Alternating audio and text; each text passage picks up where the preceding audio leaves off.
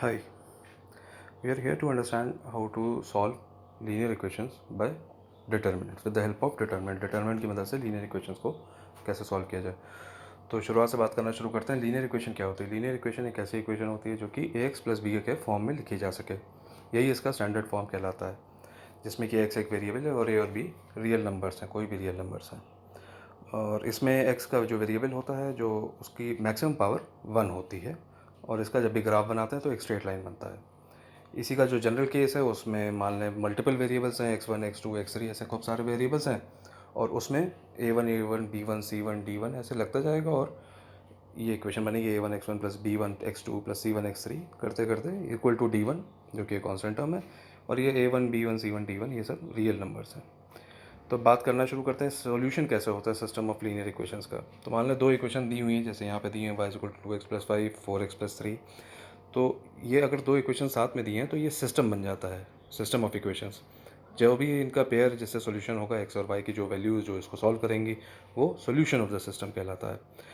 Two ways to solve, कैसे कैसे solve कर सकते हैं लीनियर इक्वेशंस को। तो एक गॉसेस मेथड है जो बाय एलिमिनेशन, जो हम सबको आता ही आता है, और फिर दूसरा है क्रेमर्स रूल बाय डिटर्मिनेंट्स, जो हम यहाँ पे जानेंगे। क्रेमर्स रूल को इंटायरिटी में बताएंगे, पूरा बताएंगे क्रेमर्स रूल के बारे में। इससे ज़्यादा कोई बातचीत नहीं कर पाएगा आपसे। कहीं ज़रूरत पड़े बीच में तो पॉज करके वीडियो देख सकते हैं, आराम से पढ़ सकते हैं। तो बात करना शुरू करते हैं फिर अब क्रेमर्स रूल बाय डिटर्मिनेंट्स क्या है और कैसे है। तो मान लेते हैं दो सिस्टम ऑफ लीनियर इक्वेशंस हैं, एक्स और वाई वेरिएबल में, a1x plus b1y is equal to d1, और ऐसे ही दूसरी। इसमें d1 और d2 रेड कलर से लिखे हैं, इसकी कुछ वजह है। तो इसमें क्या कहता है, क्रेमर्स रूल कहता है पहले डिटर्मिनेंट बनाइए कोएफिशिएंट्स का, जिसको डेल्टा बोलेंगे। तो a1 a2 b1 b2 बन गया। फिर कहता है x के लिए भी एक डिटर्मिनेंट बनाइए, डेल्टा x। उसमें क्या करिए, x वाला जो कॉलम है, a1 a2 वाले जो कोएफिशिएंट्स उनको रिप्लेस कर दिए d1 d2 कांस्टेंट वाले कोएफिशिएंट से। सेम काम डेल्टा y बनाइए, और उसमें y वाले कॉलम को d1 d2 से रिप्लेस कर दिए, जैसा कि रेड में आप देख रहे हैं। फिर क्रेमर्स रूल कहता है इसमें सिंपली हम अप्लाई कर सकते हैं, x is equal to delta x by x, y is equal to delta y by y. यहाँ पे डेल्टा की वैल्यू जीरो नहीं हो सकती। अगर देख के समझ में आ रहा है कि डेल्टा की वैल्यू जीरो होगी तो एक्स की वैल्यू तो कुछ अजीब सी हो जाएगी, कुछ इंडिटर्मिनेट हो जाएगी वाई की भी।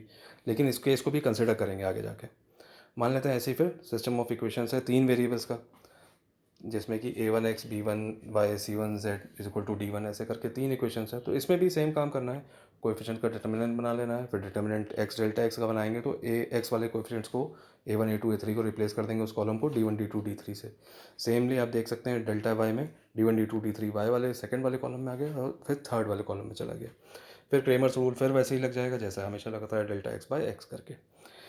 तो तीनों की वैल्यू आ जाएगी। इसका एक एग्जांपल देख लेते हैं अभी। तो ये एग्जांपल बहुत सिंपल सा है। डेल्टा निकाला है इसने, डेल्टा एक्स निकाला, डेल्टा वाई, डेल्टा जेड, और आप देख रहे हैं डेल्टा एक्स में उसने देखिए 962 जो कांस्टेंट वाले टर्म्स हैं उनको पहला कॉलम में डाल दिया, फिर वाई के लिए सेकंड कॉलम में डाल दिया, जेड के लिए थर्ड कॉलम में डाल दिया। फिर क्रेमर्स रूल लगा दिया, simple delta x by delta, और 1 2 3 करके सोल्यूशन आ गया।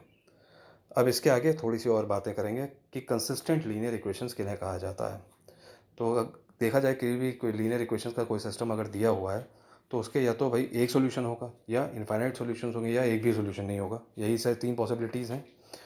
अगर एक सिस्टम है जिसका एटलीस्ट एक सॉल्यूशन है, एक भी है और इनफाइनाइट है या तो उस केस में वो कंसिस्टेंट कहलाती है। अगर कोई सॉल्यूशन नहीं तो इनकंसिस्टेंट कहलाती है। अब बात करते हैं कि नेचर ऑफ सॉल्यूशन, यानी कि जो सॉल्यूशन एक्स वाई जेड आ रहा है, जो वेरिएबल्स का सॉल्यूशन आ रहा है, वो किस तरह का होगा, कैसा होगा, कि सिंगुलर होगा, कि इनफाइनाइट सॉल्यूशन होंगे, या कोई सॉल्यूशन नहीं होगा। तो जो क्रेमर्स रूल हमने देखा था अभी, डेल्टा उसमें हम कैलकुलेट कर रहे थे, या तो डेल्टा ज़ीरो नहीं होगा या डेल्टा ज़ीरो होगा। भाई दो ही तो पॉसिबिलिटीज़ हैं दुनिया में। तो ऐसे में मान लें केस वन ले लेते हैं जिसमें डेल्टा ज़ीरो है। तो डेल्टा अगर ज़ीरो है तो ये वाला तो वही केस है जो हमने अभी एग्जांपल में देखा, जो कि नॉर्मल जनरल केस होता है कि यूनिक सॉल्यूशन, सिंगुलर सॉल्यूशन है, और वो क्रेमर्स रूल लगा के आ गया। अब दूसरा केस, स्पेशल केस जो है थोड़ा सा, वो देख लेते हैं डेल्टा इक्वल टू ज़ीरो वाला। इसमें जो है वो कहता है डेल्टा एक्स, डेल्टा वाई और डेल्टा जेड, इन सबको भी कंसिडर करना पड़ेगा, जो जो उसके इंडिविजुअल छोटे छोटे determinant of x, determinant of y है। तो इसमें कहता है अगर एक भी इसमें at least one is non zero, मान लें डेल्टा एक्स जो है वो नॉन जीरो है, मतलब delta is not equal to zero. तो लेकिन हम जानते हैं delta x is equal to x into delta. तो एक्स इंटू डेल्टा, एक्स की वैल्यू हमें मालूम नहीं, लेकिन डेल्टा हमें इस मालूम है, इस केस में तो जीरो है। और लेकिन डेल्टा एक्स जीरो नहीं है, यानी not zero is equal to zero, यानी zero is not equal to zero, ये तो गलत बात हो गई। इसका मतलब कि ऐसे केस में कोई पॉसिबल वैल्यू एक्स की है ही नहीं, क्योंकि एब्सर्ड बात आ गई सामने। तो यही चीज़ हम एक्स वाई और जेड के लिए भी सिमिलरली डिड्यूस कर सकते हैं। इस केस में इसीलिए कोई सोल्यूशन पॉसिबल नहीं है इस केस में, इसीलिए जो सिस्टम ऑफ सोल्यूशन है वो इक्वेशन है वो इनकन्सिस्टेंट है। अब मान लें कि delta x is equal to delta y is equal to delta z, इस तरह से करते करते ये ज़ीरो है, तो इस केस में बहुत सिंपल बात होगी, डेल्टा एक्स तो ज़ीरो है ही और डेल्टा भी ज़ीरो है, तो zero is equal to x into zero, ये तो एक्स की हर वैल्यू के लिए सही है भाई, zero is equal to something into zero, तो समथिंग तो कुछ भी हो सकता है ऐसे में, तो ये हर बहुत सारी वैल्यूज़ के लिए, इन्फाइनाइट वैल्यूज़ के लिए ट्रू है, इसका मतलब इसके इन्फाइनाइट सॉल्यूशंस हो गए, और ये कंसिस्टेंट है, ये क्योंकि कम से कम एटलीस्ट वन सोल्यूशन तो है ही है, इन्फाइनाइट है, बहुत ही अच्छी बात है, तो कंसिस्टेंट भी है। अब इसके बाद कंसिडर कर लेते हैं स्पेशल केसेस। स्पेशल केसेस क्या हैं कि मान लीजिए दो अननोन्स हैं, हमें सॉल्व करने के लिए दो इक्वेशन चाहिए, लेकिन दे दी गई तीन, कि दो अननोन्स और तीन इक्वेशंस है, तो कहा जाए और ऐसा सोल्यूशन सेट निकालना जो तीनों को सेटिस्फाई करे, तो इसमें कहा जाता है भाई अगर इनको कंसिस्टेंट होना है, मतलब इनका एक सोल्यूशन निकलना है, तो डेल्टा जो है ज़ीरो होना चाहिए, तो इस सिस्टम का एक सोल्यूशन होगा। फिर इसका एक दूसरा केस है जिसमें कहा जाता है होमोजेनियस लीनियर इक्वेशंस। ये क्या होती हैं? अब भाई x A1x B1y C1z is equal to D1, इसमें D1 को ज़ीरो करते हैं, यानी कांस्टेंट टर्म्स जो हैं उनको, all constant terms will be zero, तो ये होमोजेनियस इक्वेशंस बन जाती हैं, लीनियर इक्वेशंस। इसको देखते ही समझ में आ रहा है कि ज़ीरो ज़ीरो ज़ीरो तो इसका सोल्यूशन होगा ही होगा, इसको कहा जाता है ट्रिवियल सोल्यूशंस, इसको ट्रिवियल सोल्यूशन कहलाता है, ज़ीरो ज़ीरो ज़ीरो जो है ट्रिवियल सोल्यूशन कहलाता है।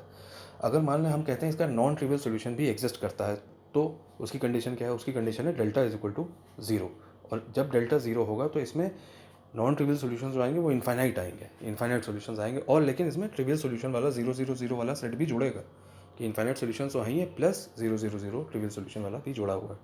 वो होमोजेनियस लीनियर इक्वेशंस का हमेशा जुड़ा होता है ट्रिवियल सोल्यूशन। तो अब बात कर लेते हैं डिसएडवांटेज क्या है क्रेमर्स रूल का। तो ये एक एफिशिएंट मेथड नहीं है। अगर बहुत बड़ा इक्वेशन सॉल्व करनी है, मान ली 10 इक्वेशंस हैं, 8 इक्वेशंस हैं, इनको सॉल्व करना है, तो डिटर्मिनेंट बड़े बड़े बनेंगे, सोल्यूशन थोड़े लेंदी हो जाते हैं।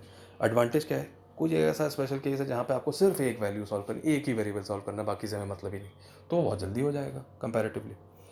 अब इसी का एक एग्जांपल देख लेते हैं, जो कहता है कि ये तीन इक्वेशन दी हुई, पी और क्यू, इसमें अननोन्स डाल दिए हैं बीच में, इसमें कहता है ऐसी कंडीशन बताइए जिसमें नो सोल्यूशन हो, यूनिक सोल्यूशन हो, इन्फाइनेटली मैनी सोल्यूशन हो। तो इसमें आप delta, delta x, delta y, delta z calculate करिए। तो आप डेल्टा में देखते हैं P-2 Q-6, डेल्टा एक्स आ गया, P-2 डेल्टा एक्स में भी आ गया, डेल्टा वाई में तो ज़ीरो ही हो गया, डेल्टा जेड में भी P-2 आ गया। तो एक केस देख लेते हैं जिसमें डेल्टा ज़ीरो नहीं है, यानी कि P ना तो 2 है ना 6 है, तभी डेल्टा ज़ीरो नहीं होगा। तो ऐसे में तो एक यूनिक सोल्यूशन आ जाएगा, जैसा कि हमने देखा ही ऊपर केस में। फिर मान लेते हैं डेल्टा ज़ीरो है, यानी कि या तो P2 है या 6 है या Q6 है, तभी ऐसा होगा। जब P2 है तो डेल्टा ज़ीरो है, लेकिन ऐसे और ऐसे में डेल्टा 1 ज़ीरो है, डेल्टा 2 ज़ीरो है, डेल्टा 3 भी ज़ीरो है, हम ऊपर डाल के देख सकते हैं।